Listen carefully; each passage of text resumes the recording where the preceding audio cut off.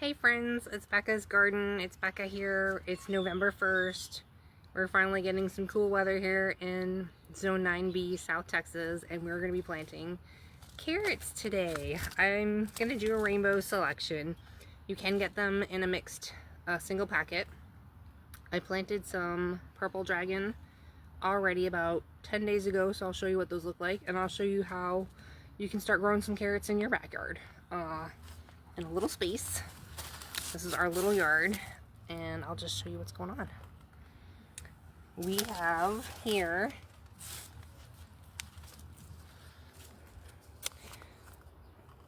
a couple of rows. So this row doesn't have carrots in it. It has broccoli and some bok choy. But down here I started my purple dragon carrots. You can see they're got like a little purple stem. Some of these are a little close. I just do the sprinkle method.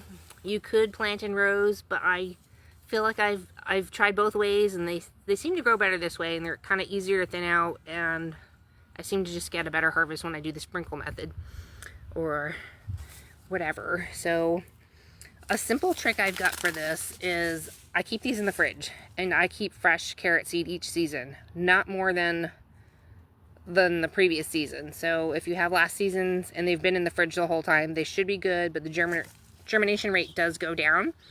It also tricks the seeds into thinking it's cold outside, especially when we're down here.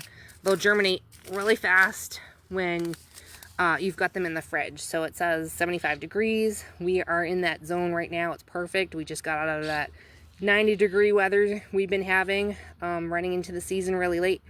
This season, normally we plant around October 1st. The latest I usually plant is about middle of October, but the 90s were just too hot, y'all, so we're going with it. So we got this row here, all in the front here. Along the back I planted some beet seeds, which I think the seed was a little old, so I'm going to replant. And all I'm going to do for the beet seed is I make a little row with my finger, sprinkle some seeds in every couple of inches, close it up, and water it in. So the carrots, we have a lot of birds here, and they need some type of like netting over them.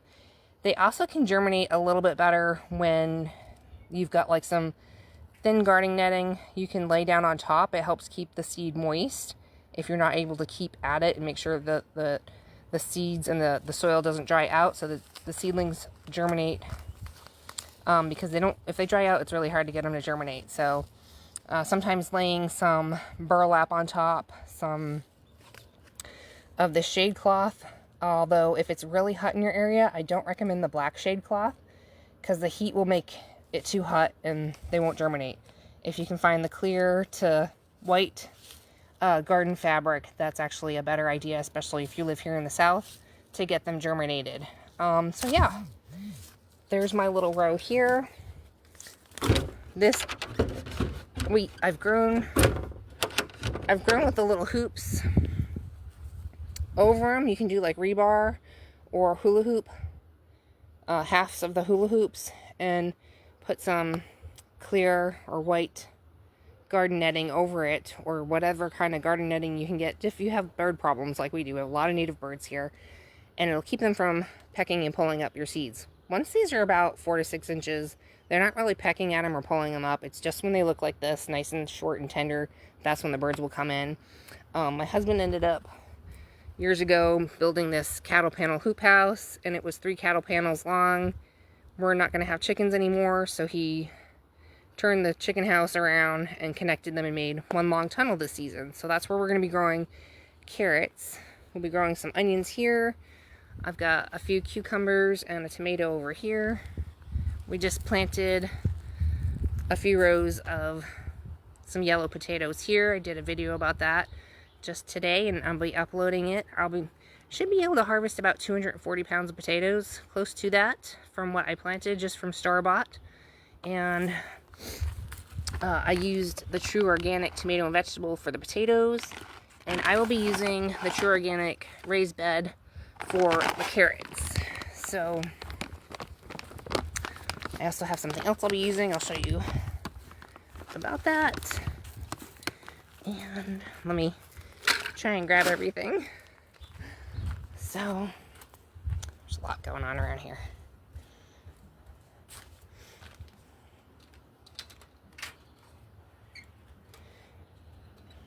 Let me see if I can grab everything. Toss that in there.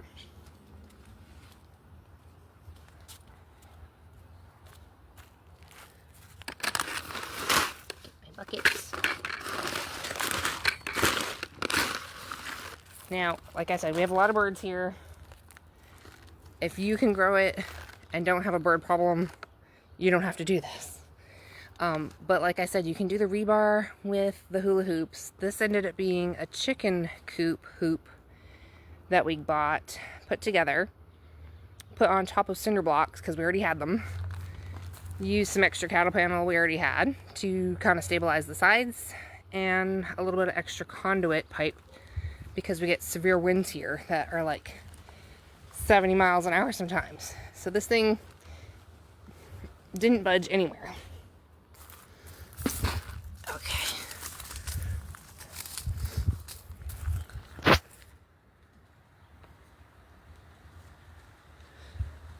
So like I said, it's a U-shaped raised garden bed with solid toppers on top, regular cinder blocks on the bottom.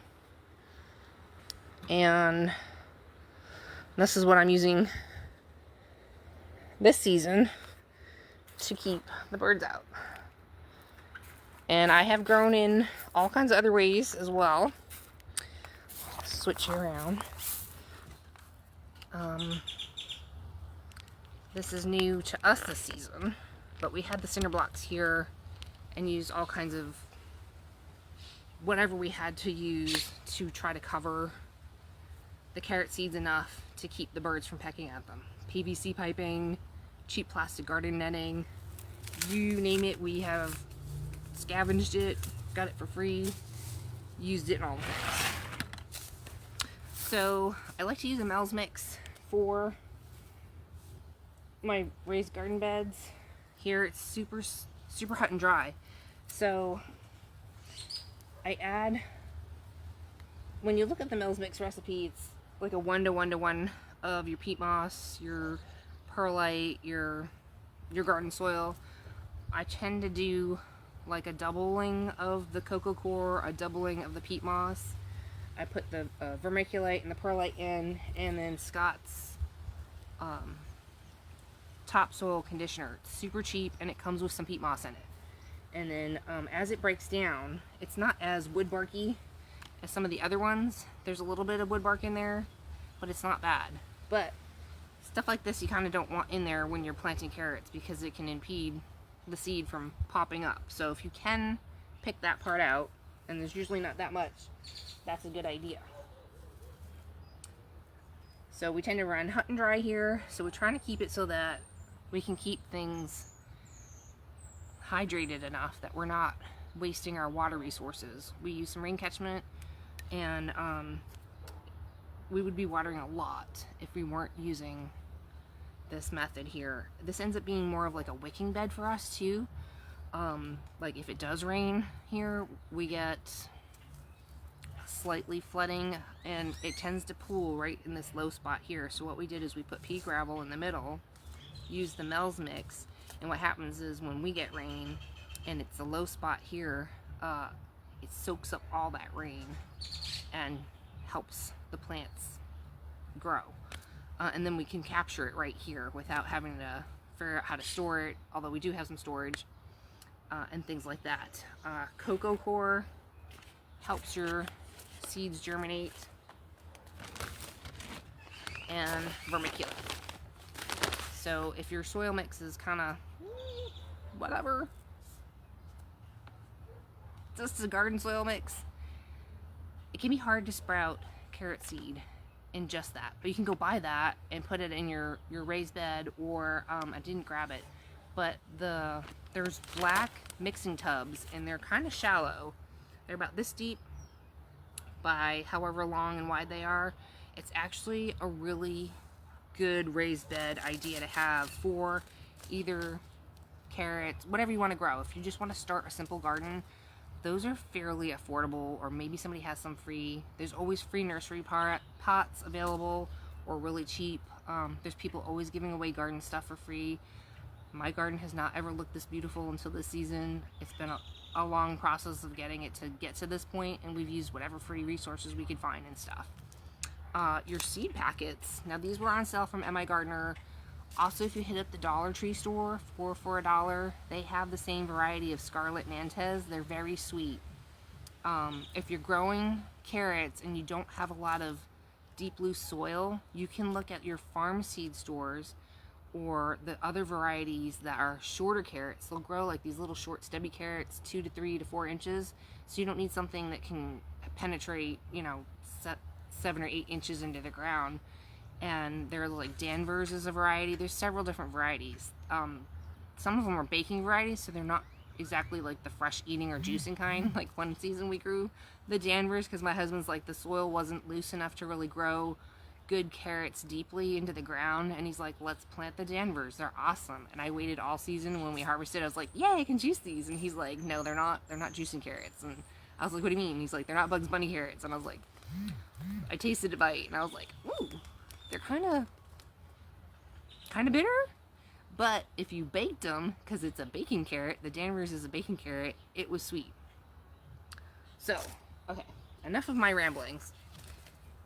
Carrots need potassium, much like a lot of things. Like your fruiting vegetables need extra potassium, like your cucumbers, your tomatoes, your potatoes.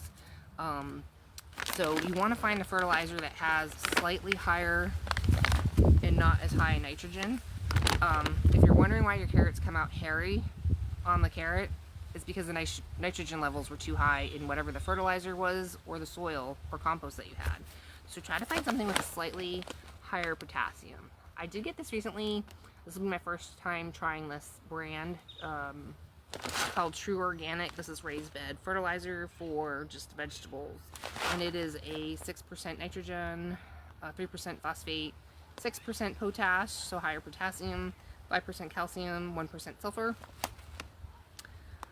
You can put down a basic 10-10-10, which is a carrots love a good balanced overall fertilizer, but as they're growing and they get to be about 4 to 6 inches tall, there's something called, if you want just pure potassium, it is langbonite. It's by Down to Earth. It's an organic company, and it looks like pink sea salt, and this is a pure potassium. So you can go buy potash. I think they have organic and inorganic, non-organic potash. Prices are going up on that. I forget how much this is, but I have some in my bucket, so you can put some in a little bit now, or you can wait till they get a little bit bigger. We're gonna go into how to grow the carrots. Okay, so I've already got like my Mel's Mix My version right here, right? So depending on how much wood bark and stuff is in here, you might want to just pick some of the big chunks out. Like I said, you can make little rows like this with your fingers, with a broom, with like a PVC pipe, whatever. And this is, I think, a little over 30 inches by whatever it is. And you can sprinkle your seed in that way. I find I get better germination by just sprinkling it all in, swirling it around. And then that's it. I'll cover it lightly with some coco coir, because this was a little bit on the dry side. So I've already pre-fertilized this bed, and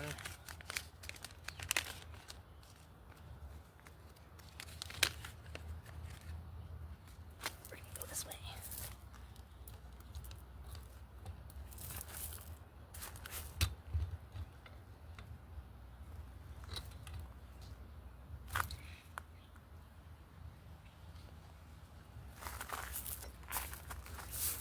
Broccoli I actually wanted to plant in here, and then my carrot seed. I'm just going to mix it all together because some of it is a little older than the other one. Some people mix it with sand.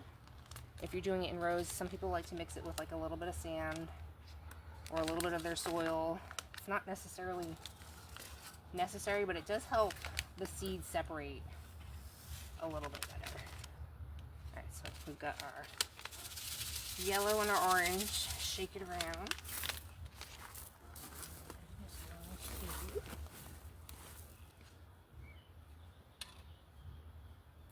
Some of this, I think I didn't get all the wood bark out. There's some extra bark and chips.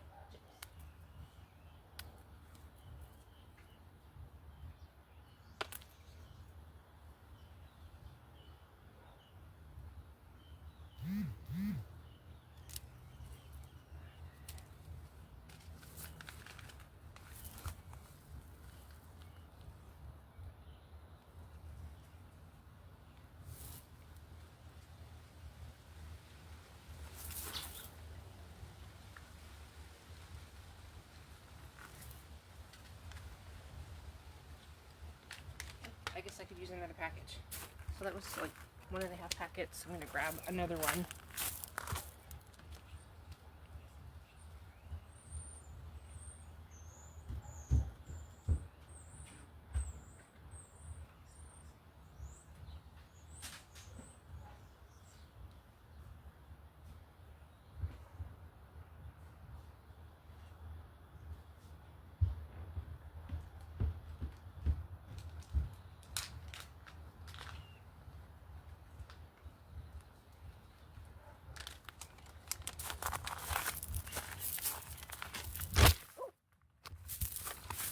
So sorry. The wind blew you over.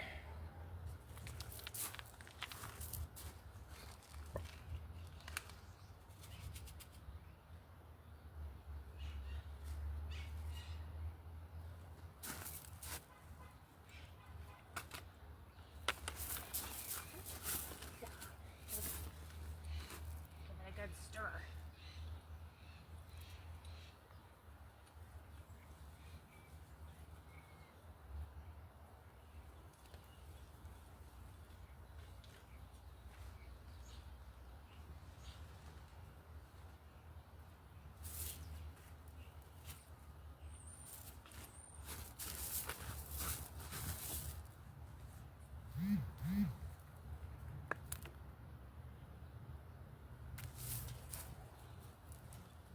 I'm just using my little rakey rake that I got here.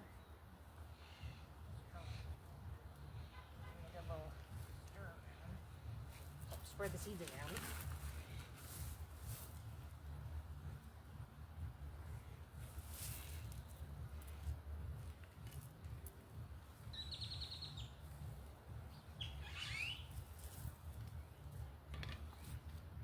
Anything like this, you just pull things out.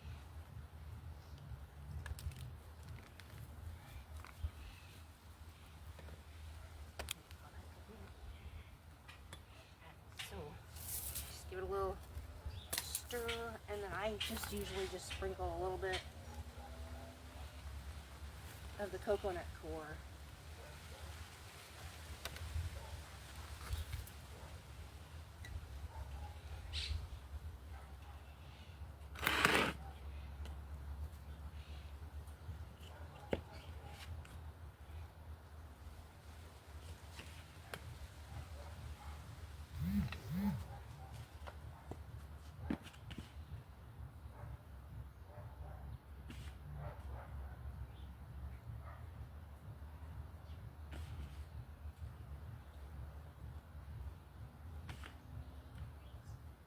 This just keeps the seed from drying out.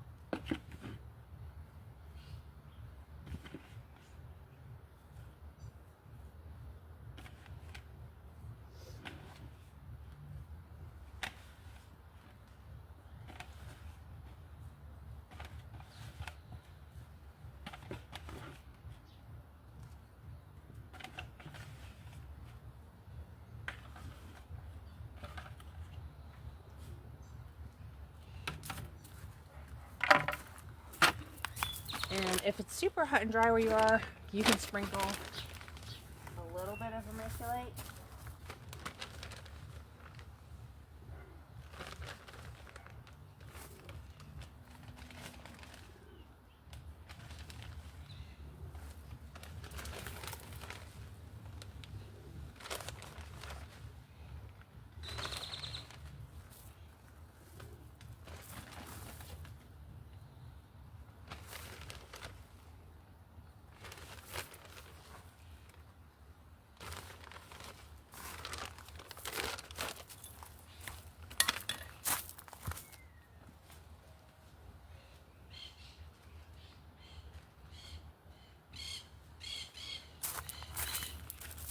You can sprinkle a little bit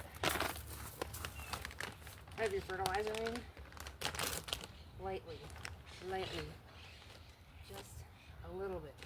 You don't need much.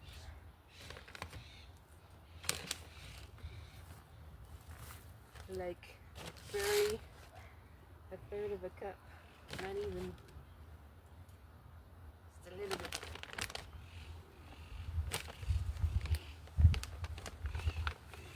And then water it in.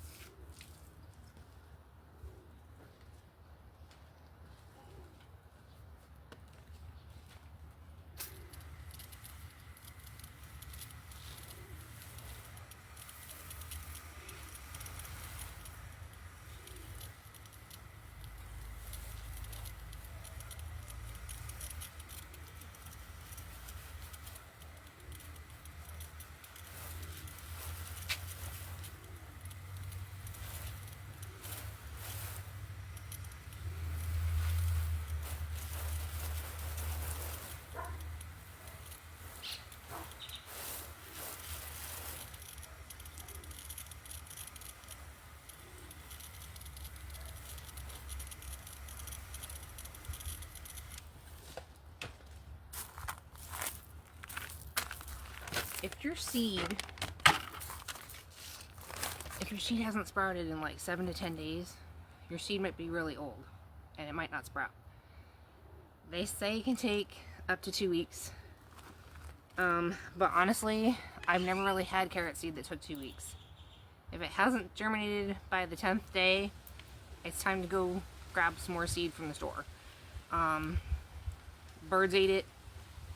A critter ate it. Check for pill bugs. If there's pill bugs, people talk about putting little beer traps out in tuna cans. Sometimes that works. I like Sluggo Plus. It's all organic, and just a few of the little bait things. If there are pill bugs out running around, that usually takes care of them. They eat the bait and they stops the cycle and they die. So it could be pill bugs, it could be birds, it might be a critter. You got squirrels. So try to cover them. You don't even need to cover them a lot. Like, you don't need all of this. Like a clear garden netting and a few rocks, and then maybe lift it up a little bit with some hula hoops or something like that, or something else that's slightly higher to just kind of lift the garden netting up just a little bit, so that the carrots can grow to be about 3 inches tall. Once they're 3 inches tall on their tops, you can pretty much lift off whatever covering you have, and I haven't had a problem with critters getting at it. Now, carrots will stay in the ground for 5 to 6 months before you harvest them. If you get a frost, it makes them nice and sweet and extra crispy. Don't worry about it. If you want the tops for something, you might want to invest in a row cover. The Blanket is really good frost covering. It's green, it's heavy duty. If you don't have that, sheets and blankets, stuff from the thrift store, always work good too. Pick up some free bricks on Marketplace. If you got rocks somewhere, free rocks, grab some free rocks, and that holds it down if you've got a breeze coming and stuff like that. But the carrots don't get damaged if we get a freeze or a frost, because they're below the ground. They'll still grow, they'll still be good. You can harvest from them. You can keep them in the ground as you're going to keep harvesting. You don't have to harvest them all at once. It's super awesome. It's a great way to have a pantry without it being in your house, taking up a bunch of storage. At some point, it will get too hot, and you have to harvest before it gets too hot. Once it starts to hit, like, I'm gonna say 80 degrees and up, like once they're done growing, once it hits 85 or so, you really need to harvest those carrots out of the ground, because what will happen is they'll start to turn bitter. So even though they were growing and they're nice and sweet and crisp, the heat will start to turn them, so they'll end up being bitter, which is why we don't grow carrots in the spring here in Zone 9B, South Texas. Springtime carrots, it's too hot and they always taste bitter. It doesn't matter, because the whole growing season for spring for us is hot, and the carrots always taste bitter. Like lettuce, fall is our best time to grow carrots and lettuce. It is the best flavor, and then you can preserve them by pressure canning them, just plain. You can shred them, freeze them, you can parboil them and freeze them and save them, and they last us all year. So we get from like a little 25-foot row by like 30 inches wide, maybe a row and a half, we had like 40 pounds of rainbow carrots. So at any point in time, we have harvested like 80 plus pounds of carrots in our backyard. And if you've had that all at one time, it's a lot to deal with. I mean, so you can make pesto out of the tops if you're into that. I just end up with so many carrots, I don't have room or time to deal with the tops. We always gave them to our chickens, or they went back into our compost bin. Maybe somebody else has some rabbits or things like that, and you know, you might want to see if anybody wants some for free in your area and things like that. Other than that, I you know, some people will like to buy some carrots off of us, and they like to see the tops, so we frost cover our carrots because they like to see the green tops on them. Otherwise, I wouldn't even cover them at all, because all I have and I'm interested in is the actual carrot growing in the ground, so that I can preserve it and eat it and enjoy the carrots. These are super easy to take care of. Check them daily when they're growing. Make sure they're moist, but not so saturated that they're drowning.